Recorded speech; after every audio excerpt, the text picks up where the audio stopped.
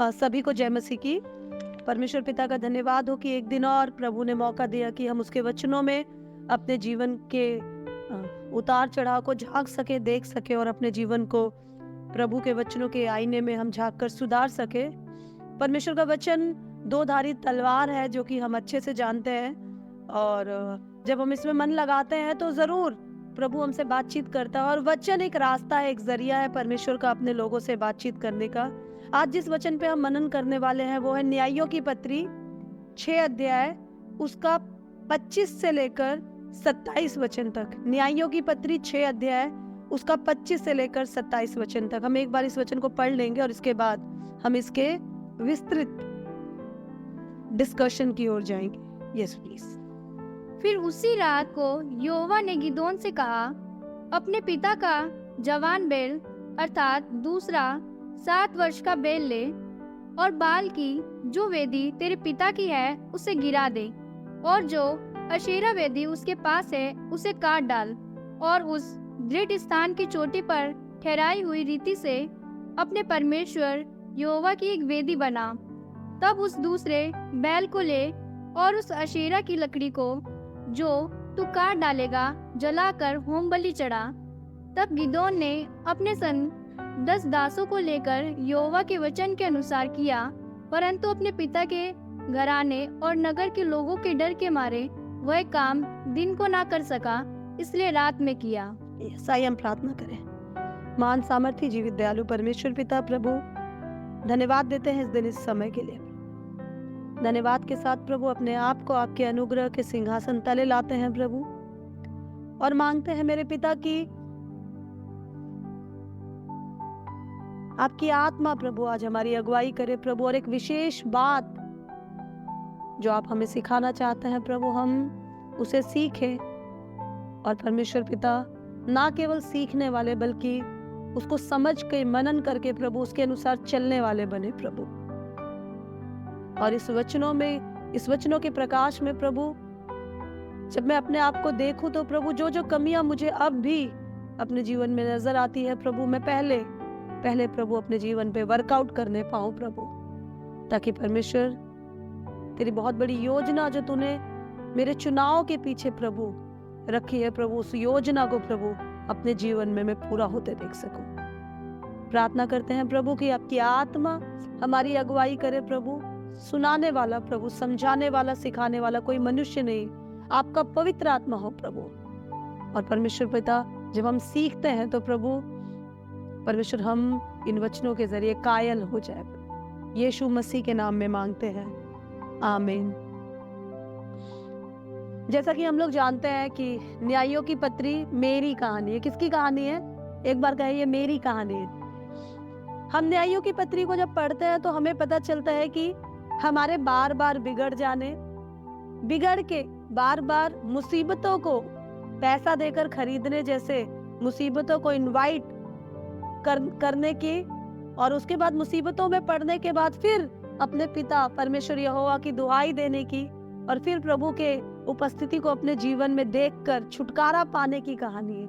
पर कहानी यही खत्म नहीं होती। हम बार बार गिरते हैं, बार बार हम खड़े होते हैं। हमने देखा पिछले सेशन में जब हम वचन की चर्चा कर रहे थे कि कैसे परमेश्वर ने इनको बड़े चिन्ह चमत्कार के साथ इस्राएलियों को छुड़ाया, और छुड़ाने के बाद परमेश्वर ने एक अद्भुत दूध और शहद मिलने वाले एक शहर में, कल्पना से बड़े राजसी ठाठ में, एक बहुत सिक्योर प्लेस में, शांति की एक जगह में परमेश्वर इन्हें ले आया। और ले आने के बाद प्रभु ने इन्हें शुरुआत में ही इनसे प्रबल और इनसे ताकतवर लोगों के बीच प्रभु ने जीत दिलाई, क्योंकि ये प्रभु की ओर देख रहे थे। लेकिन इन लोगों ने प्रभु की मर्जी में अपनी मर्जी की मिलावट की, और वहां प्रभु ने सब कुछ नाश करने के लिए कहा, पर इन्होंने कुछ तो रख छोड़ा।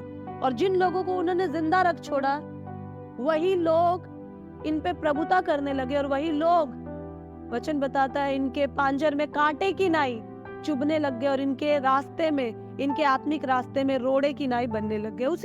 उसी मैसेज को, बेसिकली उसी बात को अलग तरीके से हम न्यायों की पत्री 6 अध्याय में गिदोन के चरित्र के द्वारा देखते हैं। गिदोन के चरित्र के बारे में जब हम पढ़ते हैं तो पहला ही छठवें वचन का पहला ही वचन, छठवें चैप्टर का पहला ही वचन बताता है कि तब इजरायलियों ने यहोवा की दृष्टि में बुरा किया, इसलिए यहोवा ने उन्हें मिद्यानियों के वश में 7 वर्ष तक रखा। इजरायली लोगों को प्रभु ने शांति दी, ये लोग आराम से रहे। दबोरा ने इन्हें छुड़ाया, दबोरा ने प्रभु की महिमा के गीत गाए। गीत गाने के बाद ये लोग दबोरा के समय में, दबोरा जब इन पे न्याय कर रही थी इनका, तो बहुत आनंद में ये लोग रहे। लेकिन उसके बाद ये लोग फिर बिगड़ गए और प्रभु की मर्जी के खिलाफ चलने लग गए। जब ये लोग प्रभु की मर्जी के खिलाफ चले तब परमेश्वर ने मिद्यानियों को, कठोर लोग थे मिद्यानियों को इनके ऊपर फिर से प्रबल कर दिया। मिद्यानी बहुत कठोर थे, आके इनको सता रहे थे। अगर आप 6वें चैप्टर को देखें, क्या क्या अन्याय मिद्यानी इन पे नहीं कर रहे थे। और जब मिद्यानियों के अन्याय को इन्होंने देखा तब इन्होंने चीखना चिल्लाना शुरू किया। आज की कहानी इजरायलियों की कहानी नहीं है। आज हम इस पर्टिकुलर पोर्शन में 6 अध्याय के 25 से 27 वचन में जो कहानी पढ़ रहे हैं वो मिद्यानियों या इजरायलियों के नहीं। आज हम लोग जिसकी कहानी पढ़ेंगे वो है गिदोन की कहानी। गिदोन या गिडियन जिसे लोग कहते हैं, वो कैसे हमारे जीवन में इम्पैक्ट डालता है, या इस एक छोटे से वचन से कि परमेश्वर ने गिदोन से कहा कि तू जाकर पहले अपने पिता के घर में जो अशेरा और बाल की मूर्ति है उन्हें तोड़, और जो बैल है उन्हें चढ़ा। और गिदोन रात में गया और उसने अशेरा की मूर्तियों को रात में काट डाला। ये कहानी बेसिकली हमें क्या सिखाना चाहती है? एक छोटी सी घटना है, यह एक बहुत बड़ा मैसेज है जो हमें बताना चाहती है। अभी जब हम इस चैप्टर की रीडिंग कर रहे थे और जब हम सवेरे से इस न्यायों की पत्री के मनन के लिए हम बैठे हैं, प्रार्थना कर रहे हैं, तो एक विशेष बात मुझे आज समझ आई जो मैं आप लोगों से शेयर करना चाहती हूँ इस पर्टिकुलर पोर्शन के द्वारा। वो ये है कि परमेश्वर मुझे और आपको परमेश्वर ने चुना क्योंकि परमेश्वर मुझे और आपसे प्यार करता है। प्रभु ने मुझे और आपको केवल इसलिए नहीं चुना कि हम तकलीफ में थे, हम मृत्यु की ओर थे, हम अंधेरे में थे, हम ईश्वर रहित थे, नाश होने के लिए बचाए जा रहे थे। प्रभु ने मुझे और आपको 2 मकसद से चुना। पहला मकसद, मैं और आप बचाए जाए। He is a loving God, वो मुझसे और आपसे बहुत प्यार करता है। ये बात 3 या 4 बार कहूँ तो मेरे आंख आंसुओं से भर जाते हैं कि क्या ऐसी काबिलियत थी प्रभु की तूने इतना प्यार किया। एक गीत हम गाते हैं हिंदी में, मैंने पूछा प्रभु से क्यों करता मुझसे इतना प्यार, उसने कहा पूरे दिल से, क्योंकि तू है मेरे हाथों की रचना। मैं तुझसे इतना प्यार करता हूँ क्योंकि तू मेरा बेटा है, तू मेरी बेटी है, तुझे मैंने अपने हाथों से बनाया। जानता है मैंने तुझे क्यों बनाया? क्योंकि तुझे बनाने से पहले जो मैंने ये सृष्टि बनाई, मैंने सोचा इस सृष्टि पे तू हुकूमत करे, तू मेरी रचनाओं का पूरा लुत्फ उठाए। और मेरे बेटे तू बिगड़ गया, फिर भी मैं तुझसे प्यार करता हूँ। तू बिगड़ा हुआ बेटा है तो भी मैं एक प्यार करने वाला पिता हूँ। परमेश्वर ने मुझे और आपको प्यार किया क्योंकि वो मुझे और आपको उस गिरावट में देख नहीं सकता था। एक कारण ये है। दूसरा कारण ये है कि परमेश्वर ने मुझे और आपको प्यार किया और बचाया क्योंकि हमारी तरह बहुत सारे गिरावट में पड़े हुए लोग हैं, प्रभु उनको भी बचाना चाहता। हम अक्सर यिर्मयाह नबी की पत्री के उस वचन को सुनते हैं कि परमेश्वर का वचन बताता है, मेरे पास तुम्हारे लिए एक योजना है जो तुम्हारी बर्बादी की नहीं बल्कि तुम्हारे विकास की है, आबादी की है। और तब तुम मुझे पुकारोगे, मैं तुम्हारी सुनूंगा, मैं तुम्हारा परमेश्वर ठहरूंगा, और जहां से मैंने तुम्हें तितर बितर किया वहां मैं तुम्हें इकट्ठा करूंगा।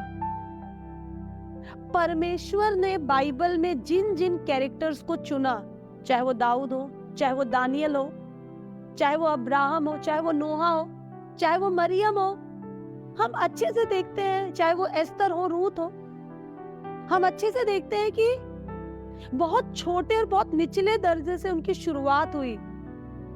लेकिन आने वाले समय में ये सारे कैरेक्टर बहुत सारे लोगों के लिए छुटकारे का कारण बन गए। राहाब वैश्या नहीं जानती होगी, यरीहो की दीवार पे आने जाने वाले यात्रियों के साथ वैश्यावृत्ति करके पैसा कमाने वाली वो राहाब वैश्या, अपने आप को बहुत नीच, बहुत निचले दर्जे की, शहर से बाहर लोगों के बीच उठने बैठने लायक भी ना समझने वाली वो राहाब वैश्या प्रभु के लोगों के लिए बचाव का कारण बन जाएगी। प्रभु मुझे और आपको प्रभु ने चुना क्योंकि वो मुझे और आपको बचाना चाहता है। मुझे और आपको प्रभु ने चुना क्योंकि प्रभु मुझे और आपके, मेरे और आपके द्वारा बहुतों को बचाना चाहता है। पर अक्सर विश्वासी लोग, मसीह में आने वाले लोग बहुत इनकम्प्लीट, बहुत आधे अधूरे जानकारी के साथ प्रभु में चलना शुरू करते हैं। बहुत सारे लोग मैं बच गई, बस अब मुझे क्या लेना देना, अपने आप में सीमित हो जाते हैं। They think I am saved, nothing else I need. मुझे तो बचाया गया है, मुझे तो छुटकारा मिल गया और मुझे क्या करना। इसीलिए बहुत सारे विश्वासियों को आप देखेंगे वो बंद दरवाजे के पीछे आराधना करना, अपने घर, अपना परिवार, अपने लोग, अपनी भलाई के लिए चर्च में जाना, अपनी उन्नति के लिए भेंट देना, सिर्फ अपने तक सीमित रह जाता है। मैं आपको बता रही हूँ, आप अपने बुलाए जाने के अनुसार व्यवहार नहीं कर रहे। आप याद रखना, आप परमेश्वर का मिशन है, आपके द्वारा परमेश्वर का एक मिशन है जो मुझे और आपको पूरा करना बहुत जरूरी है। लेकिन इस मिशन के लिए कुछ तैयारियां बहुत जरूरी है। पास्टर जी यहाँ कई बार प्रचार करते हैं, प्रचार के दौरान वो एक ब्यूटीफुल शब्द इस्तेमाल करते हैं और मुझे बहुत अच्छा लगता है। वो कहते हैं, चाहे आप बच्चे हैं, चाहे बड़े, चाहे आप स्त्री है, चाहे पुरुष, आप सबके पास, मेरे पास, आपके पास, हम सबके पास एक सेवा है, हम सबकी बुलाहट है। अपने तक सीमित मत रहो, अपनी सेवा को समझो और काम करना शुरू करो। आप कहेंगे मेरी क्या सेवा है, मुझे तो पता ही नहीं है। आपके पास जुबान है, सुसमाचार सुनाने की सेवा है। आपको प्रार्थना करना आता है, बीमारों के लिए प्रार्थना करने की सेवा है। आपके पास 4 रोटी है, 2 रोटी भूखों को खिलाने की सेवा है। हम सब के पास एक सेवकाई है, पर कई बार हम पहचानते नहीं है। प्रॉब्लम यह है, हम में से कुछ लोग इतना ज्यादा सेवकाई को पहचान लेते हैं कि फिर वो अपने आप को नहीं पहचानते। वो प्रभु में आते हैं और आने के बाद वो चाहते हैं कि बस प्रभु मेरा इस्तेमाल करे। गिदोन की कहानी ऐसे उन लोगों की कहानी है। हमें से बहुत सारे लोग एक चेले नहीं बनना चाहते, लेकिन एक पास्टर बनना चाहते हैं। हमें से बहुत सारे लोग प्रभु को धन्यवादित नहीं होना चाहते, लेकिन हजारों लाखों की भीड़ में आराधना करने वाले एक आराधक बनना चाहते हैं। हमारी बहुत ख्वाहिश है कि हम दुनिया में जाना जाने वाला, चर्चा किया जाने वाला एक नामी चेहरा बन जाए। और मुझे बहुत दुख है, हमारे जवान, हमारे लोग जो प्रभु से प्यार करने का दावा करते हैं, YouTube चैनल में बड़े बड़े ऐसे चेहरे को देखकर वो उनके जैसे बनने की होड़ में मसीह जैसा बनना भूल जाते हैं। हमें जिसके जैसा बनना है वो YouTube पे अवेलेबल नहीं है, वो बाइबल में अवेलेबल है। अजीजों, प्रभु ने मुझे और आपको सेवा दी है, लेकिन मैं और आप, ज्यादातर लोग उस सेवकाई तक पहुंच नहीं पाते हैं। क्यों नहीं पहुंच पाते हैं, वो बात ये गिदोन की पत्री के इस पर्टिकुलर पोर्शन से, न्यायों की पत्री 6 अध्याय के 25 से 27 वचन तक पता चलती है। परमेश्वर ने गिदोन की ओर दृष्टि की। गिदोन एक सबसे पिछले, सबसे कंगाल गोत्र का एक जन था। हम पढ़ते हैं अगर गिदोन के बारे में 6 अध्याय, तो 6 अध्याय के 15 वचन में गिदोन ने कहा, हे मेरे प्रभु, विनती सुन, मैं इजराइल को कैसे छुड़ाऊंगा। मेरा कुल मनस्से में सबसे कंगाल है और मैं अपने पिता के घराने में सबसे छोटा हूँ। मैं सबसे कंगाल और सबसे छोटा हूँ, मुझे तू क्या इस्तेमाल करेगा। और वो भी किसके खिलाफ? 1,35,000 के आसपास सूरवीर सूरमा मिद्यानियों के खिलाफ तुम मुझे, सबसे कंगाल, सबसे बेकार, कुछ नहीं जानता, सबसे छोटे जन को तू कैसे इस्तेमाल करेगा। परमेश्वर ने बोला, नहीं, मैं तेरा ही इस्तेमाल करूंगा, तो फिक्र मत कर। और परमेश्वर ने उसे उठाकर सीधे मिद्यानियों के सामने खड़ा कर दिया। ऐसा हुआ नहीं, ऐसा नहीं हुआ। इसने कहा मैं सबसे छोटा हूं, मैं सबसे कंगाल हूं। ये गिदोन का एक अंगीकार था। अगर मैं और आप चाहते हैं कि प्रभु मुझे और आपको अपनी बड़ी सेवा, अपने बड़े मिशन के लिए इस्तेमाल करे, तो सबसे पहले आप इस बात को जाने कि प्रभु का मिशन बड़ा है और आप और मैं बहुत छोटे हैं। मैं और आप छोटे नहीं बनना चाहते। कोई अगर आपको कह दे, तू क्या है, तुझे क्या आता है, बड़ा आया, बस ये बात हमारे दिल में सूल की नहीं चुभ जाती है और हम दोबारा उस जन की शक्ल नहीं देखना चाहते, चेहरा नहीं देखना चाहते जो हमारी आन बान शान में कुछ कह दे। लेकिन यहाँ गिदोन प्रभु से कहता है कि मैं तो सबसे छोटा हूँ, सबसे कंगाल हूँ, मैं किस लायक हूँ प्रभु। और ये जेन्युइन कन्फेशन था, जेन्युइन कन्फेशन जो गिदोन परमेश्वर के सामने कर रहा है। और परमेश्वर इसकी कन्फेशन को देखकर कहता है तू देखना, मैं तेरा ही इस्तेमाल करूंगा। लेकिन अगर तुझे इस्तेमाल होना है तो गिदोन, मैं तुझे आज एक काम देता हूं। पहला टेस्ट एक सेवक का, अगर आप सेवकाई करना चाहते हैं और अगर आप चाहते हैं कि आप पब्लिकली सोसाइटी में, समाज में एक बड़े दास की तरह खड़े हो, तो first test of your life, सबसे पहले तो आप अपने आप को छोटा समझे और अंगीकार करें। ऊंची चेयर की, ऊंची कुर्सी की तलाश में ना रहे, सबसे पीछे बैठना तो सीखे। प्रभु को उठाने दीजिए ना, प्रभु को करने दीजिए ना। हम कई बार नहीं करते। और सबसे पहला टेस्ट जो गिदोन को मिला वो ये था कि गिदोन, मैं तुझे तेरे पूरे गोत्र 12 गोत्रों को छुड़ाने का, मिद्यानियों के पकड़ से, इतने बड़े आक्रमण से बचाने के लिए, बहुत बड़े मिशन के लिए मैं तुझे इस्तेमाल करने जा रहा हूं। पर मैं देख तो लूं मेरे बेटे तू तैयार है या नहीं। और प्रभु ने गिदोन से कहा कि तू अपने पिता के घर में पहले जो अशेरा की मूर्तियां बनी हुई है, जो लाटें बनी हुई है, तू पहले उन्हें तोड़। इसका मतलब है अगर आप और मैं बाहर खड़े होना चाहते हैं, दुनिया में खड़े होना चाहते हैं, तो सबसे पहले अपने अंदर को साफ कर लें। अपने जिंदगी में बहुत सारी, प्रभु और हमारे बीच ऐसी बहुत सारी आकृतियों को, मूर्तियों को हमने बना रखा है, ऐसी आदतों को बना रखा है। अपने परिवार में बहुत सारे ऐसे रोड़ों को हमने क्रिएट कर रखा है। सबसे पहले तू उन्हें तोड़, पहले तू अपने पिता के घर को साफ कर, यरूशलेम को चमका, उसके बाद तू यहूदिया, सामरिया और जगत के छोर तक प्रचार करना। अक्सर हम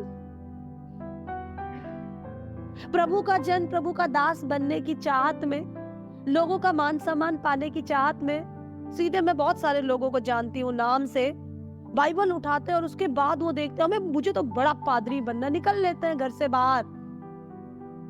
दुनिया की कालिक, दुनिया की कमी, दुनिया का दोष देखना शुरू कर देते हैं और उसके बाद बहुत जल्दी बहुत बड़ी गिरावट में पहुंच जाते हैं। आप याद रखिएगा, आप जाकर प्रचार करेंगे तो काम तो होगा।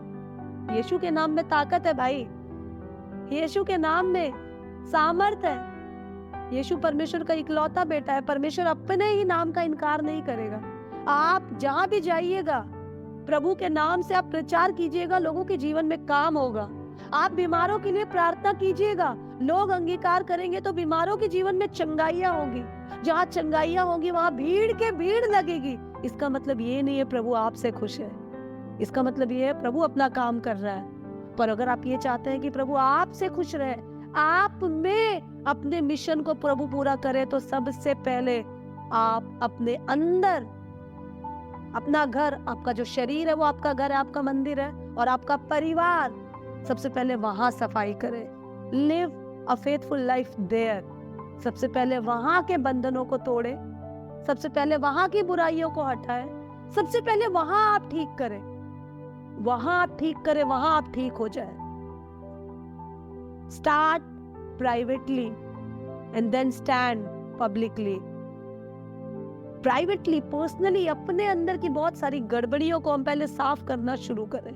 अपने अंदर की लाटों को हम तोड़ डालें, उन बंधनों को जो अब भी हमारे अंदर है, उस मैं को जो अब भी हमारे अंदर है, परिवार के अंदर के उन कलेशों को, उन ऊंच नीच को, परिवार के अंदर अपने फैमिली को रोकने वाले उन अपने आदतों को सबसे पहले हम ठीक करें।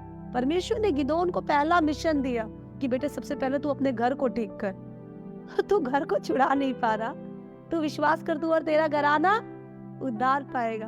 वो पवित्र आत्मा तुम पर आएगा तो सबसे पहले तुम गवाह बनोगे। कहाँ? यरूशलेम में। सबसे पहले अपने घर से शुरू करो। बार बार मैं देखती हूँ, बार बार ये बात हमारे सामने आती है, बार बार ये बात हमारे सामने आती है।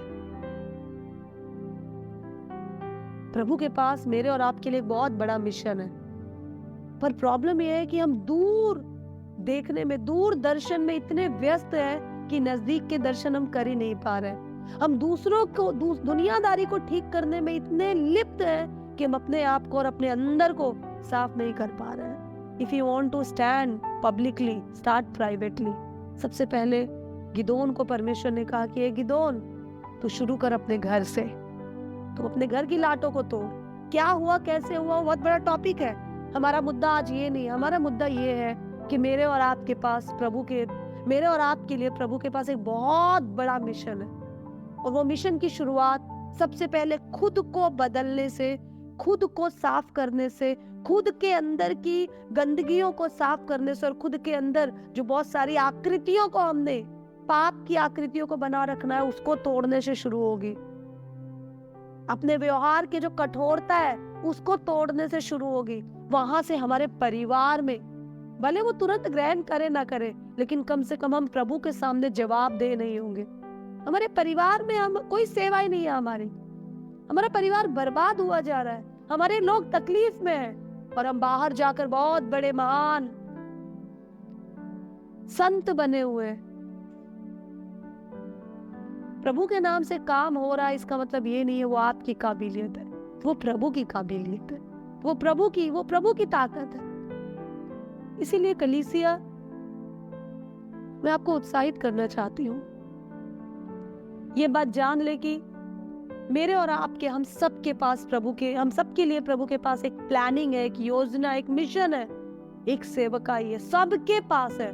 इस दुनिया में कोई मसीह ये नहीं कह सकता कि मेरे पास तो कोई सेवा नहीं, हम सबके पास सेवा है।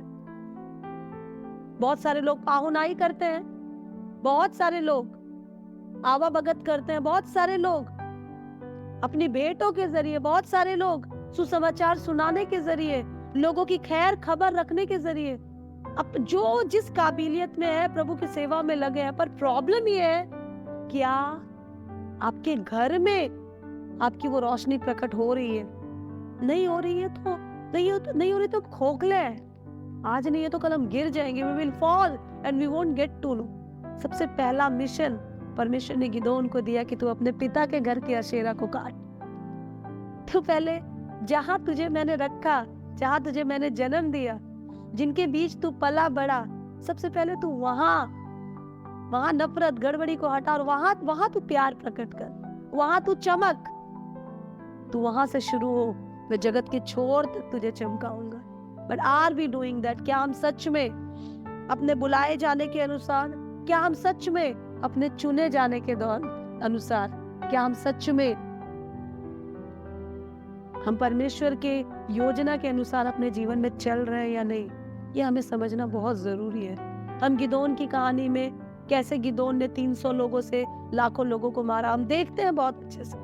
हम गिदोन की कहानी में बहुत कुछ, गिदोन के बारे में सुनते ही लोगों के जज्बात एकदम जागरूक हो जाते हैं कि वाह, गिदोन ने प्रभु से 3-4 बार कंफर्मेशन लिया, और कंफर्मेशन के बाद वो आगे बढ़ा। लेकिन हम भूल जाते हैं पहली शुरुआत गिदोन ने जहां से की, वो गिदोन की आगे की जीत का कारण बना।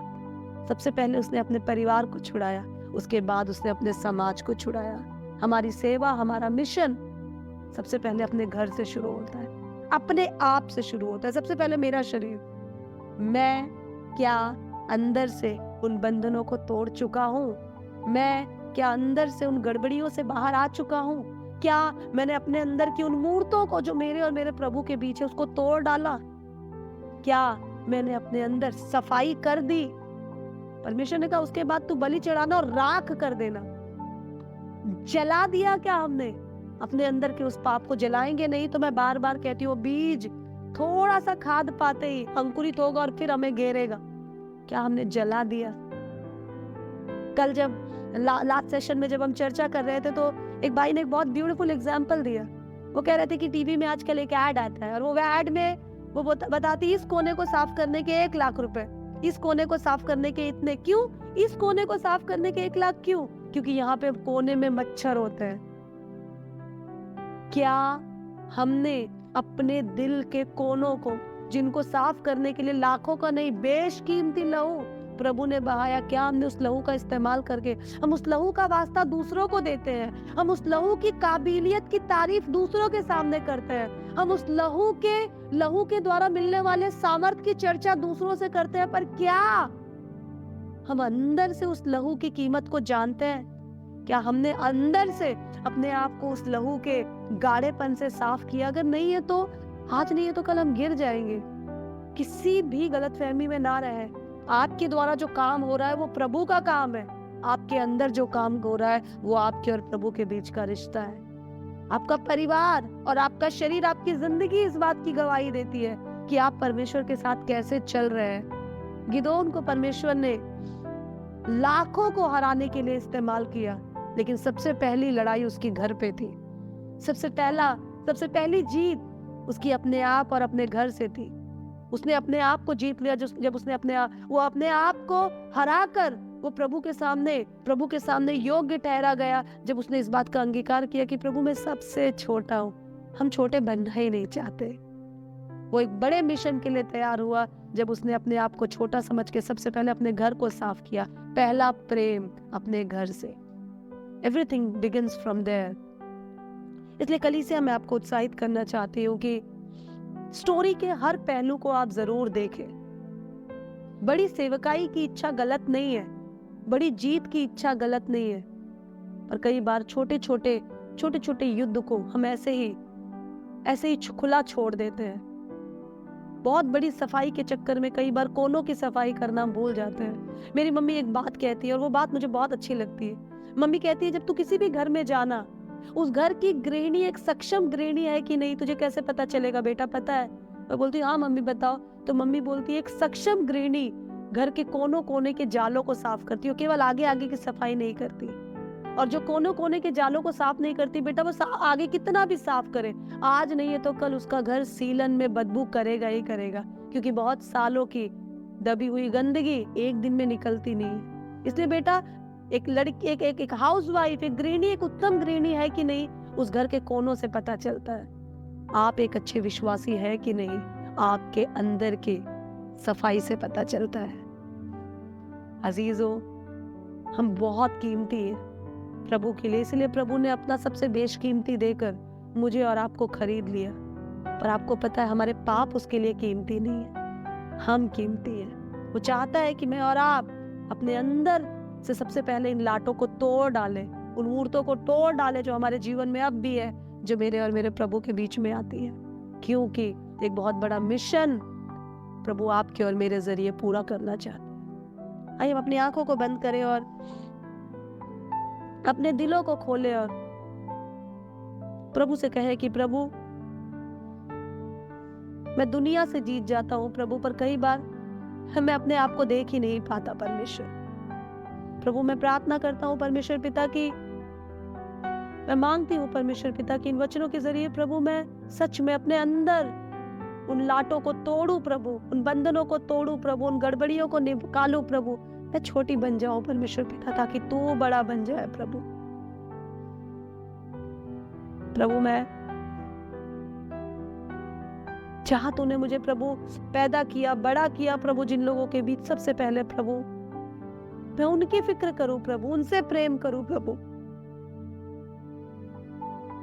अपने अंदर साफ करूं ताकि प्रभु मैं तेरे योग्य बन जाऊं प्रभु। पौलुस ने प्रभु जब अपने लोगों के लिए प्रार्थना की तो उसने ये प्रार्थना की कि तेरे परमेश्वर तेरे स्वरूप में बढ़ते जाए परमेश्वर पिता, तेरे आत्मा के ज्ञान में बढ़ते जाए परमेश्वर पिता, तेरे योग्य हो जाए परमेश्वर। आज मैं प्रार्थना करती हूँ हम लोग जो इस वचन को सुन रहे हैं प्रभु, हम सब तेरे योग्य बन जाए मेरे राजा, ताकि तेरी मर्जी मेरे जीवन में और मेरे जीवन से पूरे होने पाए प्रभु।